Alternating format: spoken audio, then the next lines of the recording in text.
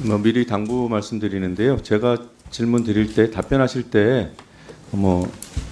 표정 관리를 조금만 신경 써 주셨으면 좋겠습니다. 보시는 시청자들, 유권 시민들께서 오해할 수 있습니다. 사안의 위중함을 인식해 주셨으면 좋겠습니다. PPT 보겠습니다. 청부민원 사건의 개요에 대해서 시간이 좀 걸리더라도 짚고 넘어가겠습니다. 유희림 위원장의 가족, 친동생, 친아들, 조카, 처제 등이 포함된 가족, 그리고 유희림 위원장이 거쳐왔던 그런 조직들, 미디어 연대, 경주엑스포, YTN 이곳에서 일하는 사람들, 일했던 사람들, 그리고 유희림 위원장 친동생과 관련된 단체의 관계자, 이런 사람들이 특정 시기에 동시다발로 한 사안을 민원을 제기했습니다. 이런 사안을 가지고 유희림 위원장을 중심으로 뭔가 얘기가 됐을 거라고 의심하는 것이 지극히 당연하지 않습니까? 신청인이 이 특정 기간에 최소 40명입니다. 확인된 것만. 또 이거 파악하는 기준에 따라서 또 달라질 수도 있어요. 건수도 저희 의원실이 파악한 것만 100여 건, 백수십 건이라는 그런 판단도 나옵니다. 정확하게 조사하면 더 나올지도 몰라요. 게다가 이 민원 신청들이 특정한 시기에 특정한 문구들을 공유하면서 이루어집니다. 이걸 의심하지 않는 것이 이상한 거죠. 안 그렇습니까? 다음 PPT 보겠습니다. 지난해 9월 13일 여기 계신 방심위 고위 관계자 여러분 똑똑히 봐주십시오. 9월 30일에 여러분의 직원들이 나눴던 톡입니다. 친형제인 건 99.9% 확실해. 누구 얘기하는 겁니까? 유희목 씨 얘기하는 거죠.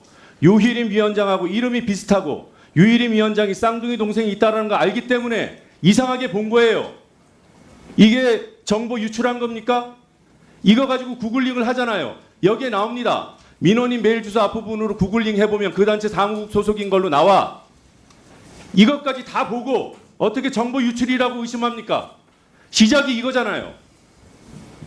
다음 거 보시겠습니다.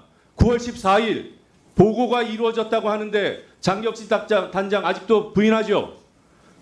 담당 직원이 보고하자고 했던 담당 직원이 다른 동료 직원과 대화를 나눕니다. 보고하는 거야? 팀장이 위원장한테 보고하고 왔다고 뭐라고 하던가. 안 그래도 비서실한테 연락해서 민원 넣은 거 전부 취하시키도록 하고 있었다고 팀장이 위원장으로부터 극찬을 들었다면서 했다는 얘기를 이 당시에 9월 14일 당일에 이 사람이 조작해서 카카오톡을 합니까? 이게 상식적으로 이해가 된다고 봐요. 그러고도 유희림 위원장 편에 서서 직원들 탄압하는데 부역합니까? 유희림 씨 혼자 덮고 갈 수 있는 사안이 아닙니다. 여기 계신 누군가는 조력을 하고 있기 때문에 가능한 일이에요. 권력이 등 뒤에 있다고 굳게 믿고 있는 것 같은데 지금 보십시오. 누굴 수사하고 있나. 여러분들이 기대고 있는 경찰, 검찰 직원들만 뒤지고 있어요. 유희림 위원장 휴대폰만 압수수색해도 다 드러날 일입니다. 이미 다 확인됐을 거예요. 여러분들이 모시는 유희림 위원장이 억울해 보이면 수사 받으라고 하십시오. 휴대폰 열면 다 나오는 거 아닙니까?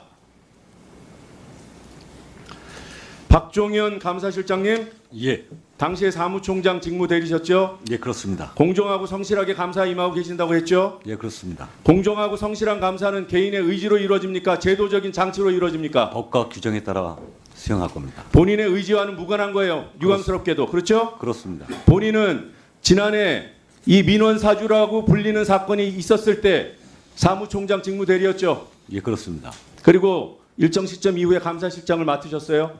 예, 유희목 민원 시청 사실 9월 14일, 9월 13일쯤에 최소한 확인된 것으로 나오고 9월 14일에 이걸 보고해야 된다는 것. 유희목을 찾아낸 사람은 보고해야 한다고 했고 보고서를 만들었어요. 그 당시 사실 알았습니까? 그건 알지 못했습니다. 네.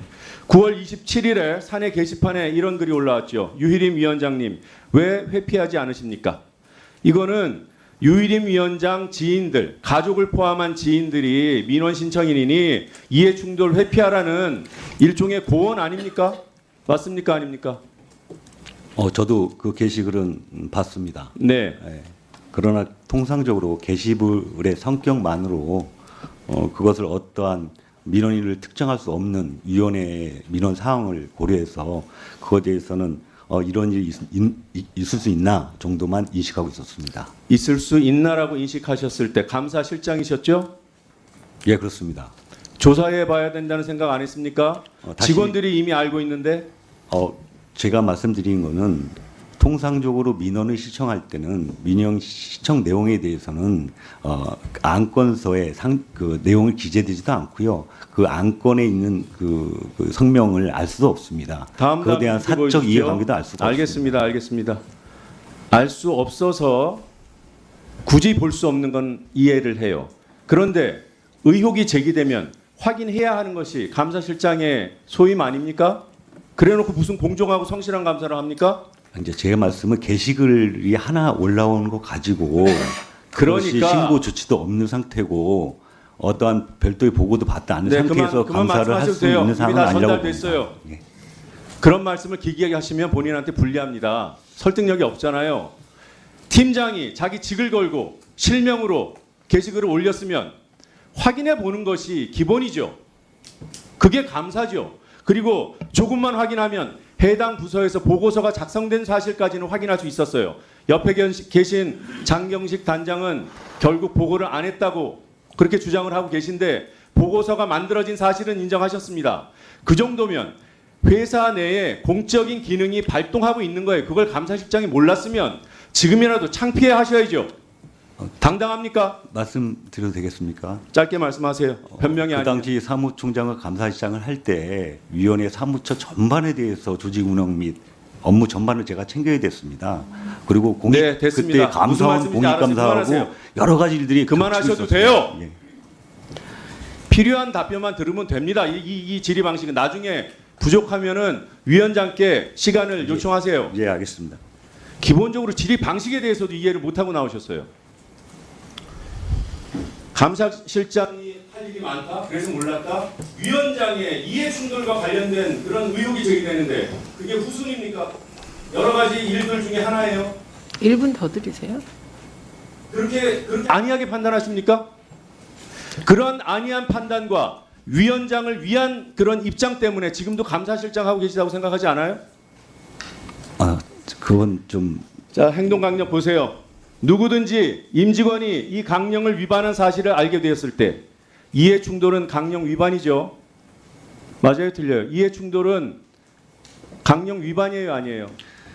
행동 강령은 이전에 있는 법이고요. 이해충돌 방지법은 2022년도에 새로운 신법으로 상위법으로 발의됐습니다. 그래서 이해 충돌해도 된다는 거예요. 그걸 알고도 아닙니다. 직원들이 이해충돌 그 선후 관계가 무슨 상관이 있습니까? 이해충돌 방지법에 변명을 자꾸 적용됩니다. 변명으로 늘어놓으시는 거예요.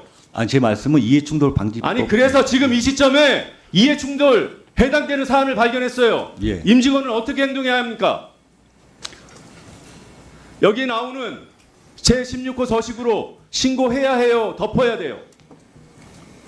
거기까지만 답하세요. 알았다면 신고해야 됩니다. 다만 민원인을 알 수가 없었기 때문입니다. 민원인의 정보를 누구든지 알 수가 없는 상황이기 때문에 그 게시글에 올라온 것만으로 신고 처리할 수 저 시간 2분 없다고 더 드리세요. 보여집니다. 노정면 위원님. 박종현 실장님, 박우귀라는 분 아세요, 모르세요? 알고 있습니다. 박우귀라는 이름으로 민원 신청이 됐으면 의심스럽습니까? 의심스럽지 않습니까? 내용은 알 필요 없죠. 그분의 주민등록도 필요 없어요. 그냥 이걸 확인한 직원들은 유희림과 박우귀를 검색했을 뿐이에요. 직원들은 저 행동 강령을 지키기 위해서 그런 식으로라도 노력하는데 감사실장이라는 사람이 민원 정보는 알 수가 없다? 그러면 이 강령 왜 있는 겁니까? 이해충돌 왜 규정해요? 그러면 내가 시켜서 위원장이 누군가를 시켜서 민원 제기하게 하면 다 덮이는 거네요. 지금 감사실장의 논리대로라면 감사실 필요가 없는 거죠. 제가 말한 거는 그런 상황을 말씀드렸다는 거고요. 그 상황하고 지금 약간은 감사실장이 할 수 다르다고 있는 얘기는 내가 용기가 없고 비겁해서 유일인 편에 섰다. 그 자백밖에 없습니다.